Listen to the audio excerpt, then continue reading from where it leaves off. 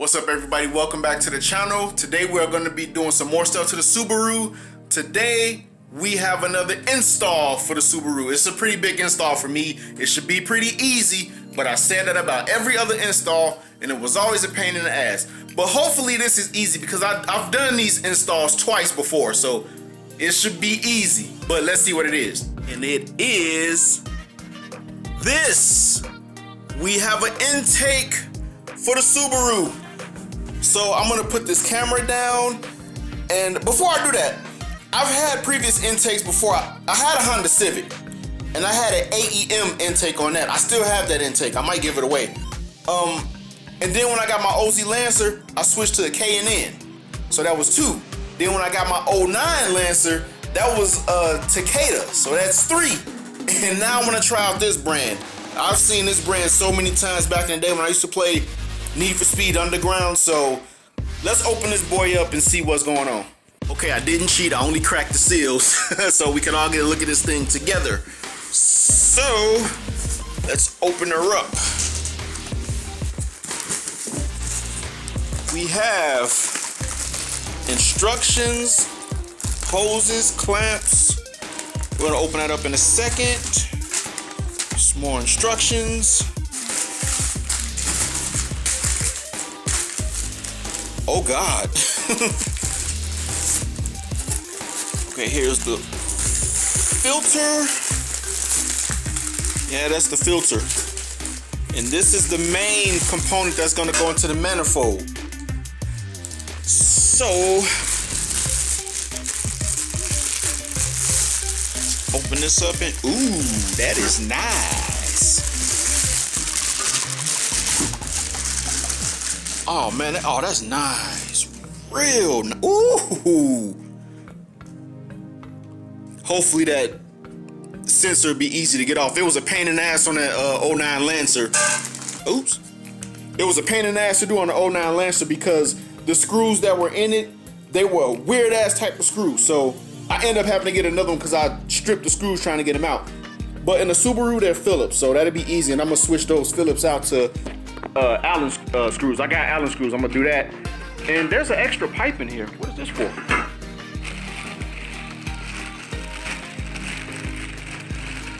Oh, I think this is for if I decide to go cold air instead of short ram.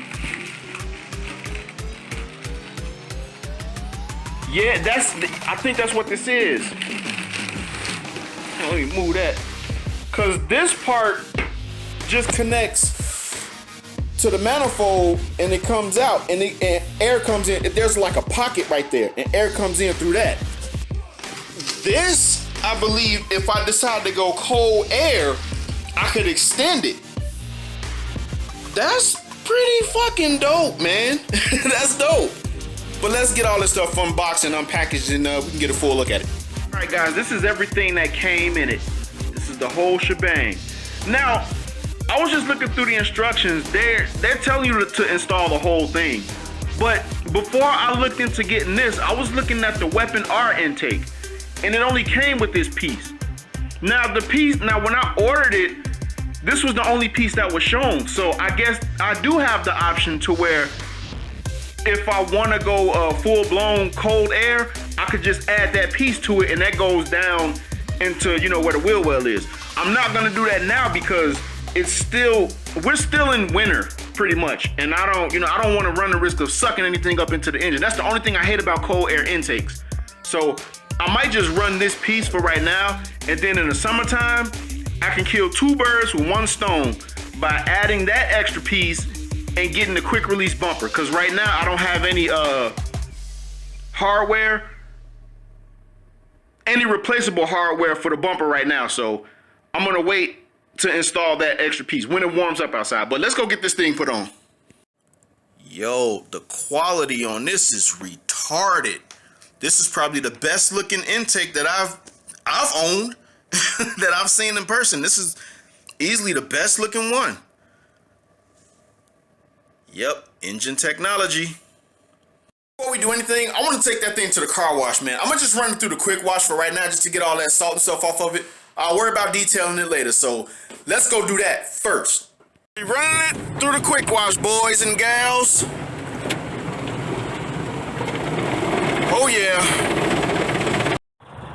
Well, everybody, I got it all cleaned up. I still got to do some detailing, but this damn thing is looking beautiful without all that damn salt and shit on it. This damn thing is looking stupid good. Stupid good. It's just, I gotta get something down in here to get all these. This is like rocks and shit down there. I gotta get that out of there. But other than that, she's clean, boys. Damn.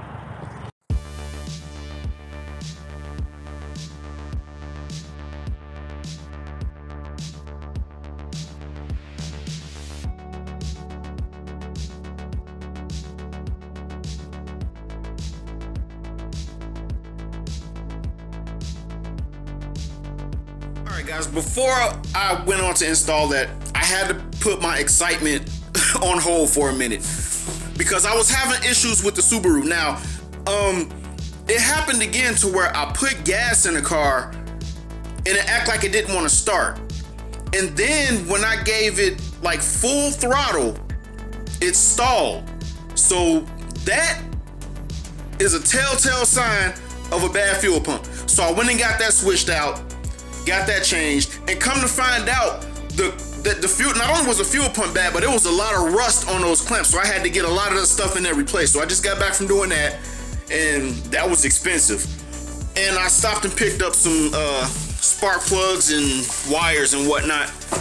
So I'm gonna get those put on.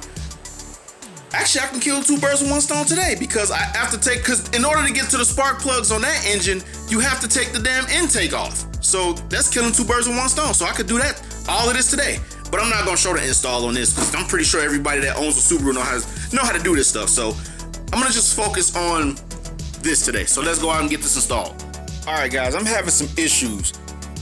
After reading the directions and looking over it, remember, I ordered the part for the 2.5 RS.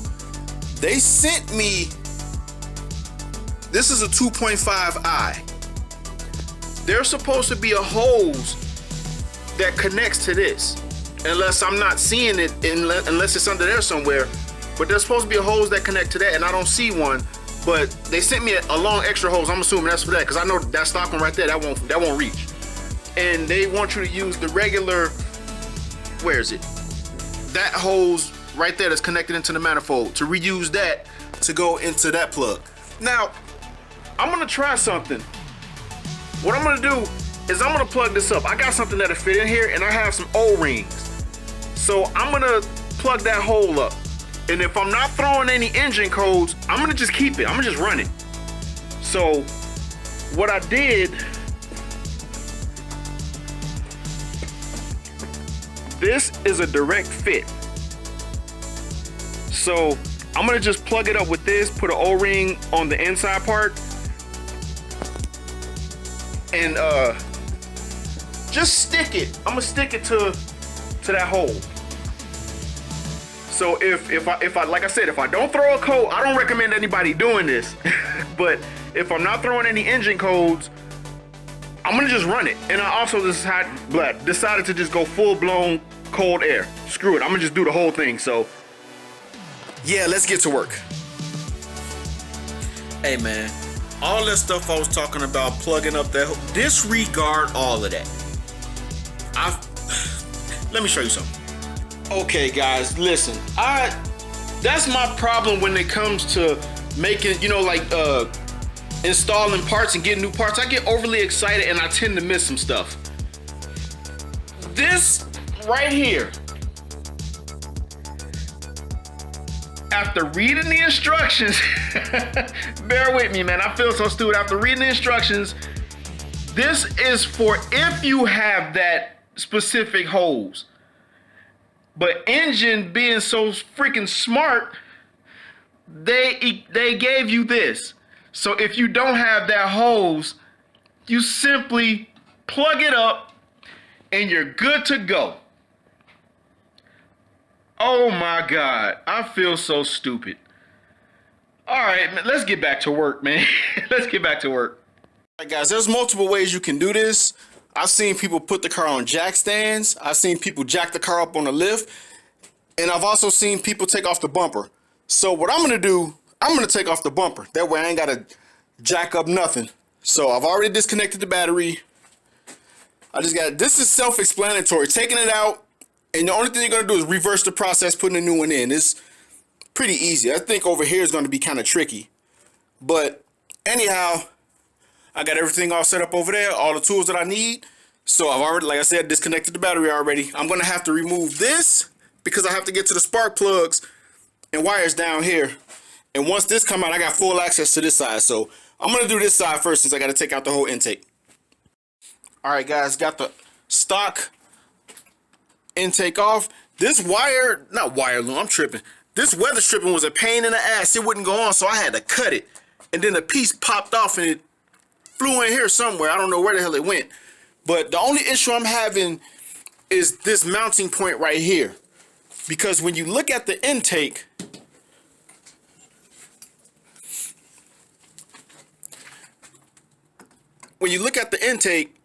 the mounting point is way back here for the intake, but the actual mounting point is right there. So I'm gonna figure something out. Maybe with some zip ties or something so it won't be flopping all over the place and it won't, you know what I'm saying? But anyhow, and I also got those spark plugs and wires done on this side. Now I gotta do the other side. Okay, so I figured it out. This mounting point doesn't even matter. What I'm gonna be doing is replacing this bolt right here. It just screws right in. I'm gonna be replacing that with this. So it'll sit flush and it won't be going anywhere. So, yep, this part right here, you might have to Hercules this motherfucker through here because it act like it didn't want to fit. So, you know, I scratched the shit out of this down here, but you're not gonna really see that. So, other than that, I got everything all mocked up. I just gotta add the filter down yonder and tighten it down. Then I'm gonna start on the other side and get those spark plugs changed so I can go in the house because my back is hurting. Okay, guys, I got this whole side completely finished.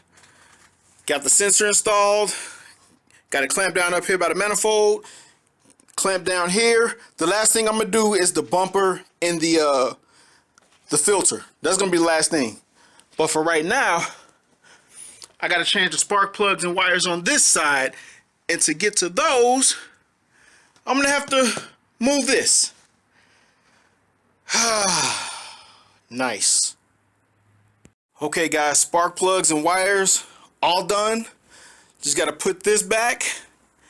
And I'm gonna try to get my third brake light running. I bought some extra wire. I'm gonna see if I can get that running. So I'm gonna put this back, clamp the bumper back up, and see if I can get that light to work. Then I'm gonna start it up and see if I'm throwing any codes and whatnot. All right, guys, filter is installed. Now, like I said, the bolts right here, they broke. So I'm just zip tied up for right now. There's a what you call it under here. There's a bracket that I can zip tie to so it won't come off. Just until I get the quick release bumper. So, yep, let's get this shit put back together. All right, everybody, everything is all put back together. No leaks. Everything's good. I wish I could have showed the install. Hey, I think I gotta get a new battery. This damn terminal is not snug on this battery node. It's just not snug. So I had to figure out a way to make it to where it won't be bouncing all over the place. But it's firm, but I gotta get a new battery anyway. But other than that, everything is great. Okay, I'm not sure if you guys can hear this, but I'm hearing like when I get on a throttle, it almost sounds like a turbo whistle. Like, I don't know what the hell that is. Like, listen.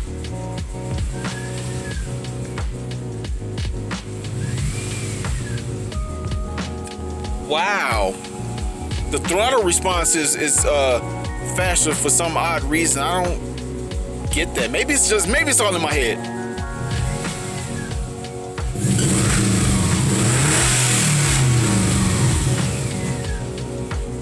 Did it just pop? Holy shit! I'm going in the house. Alright guys, it is currently the next day. I was so tired yesterday, I didn't even end the video. I just went in the house. And I didn't even wire that brake light last night. You should have saw all my tools and stuff was all over the floor. I just got tired. I just went in the house. But I did wire the brake light. Now I want to see if this thing works. It should.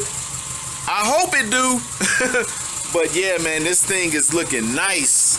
I just got to clean it up, get all the dust off of it. I'm going to repaint this too.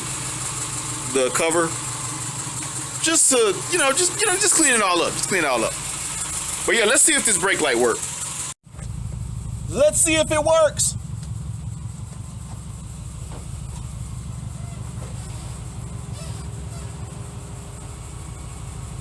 Oh yeah.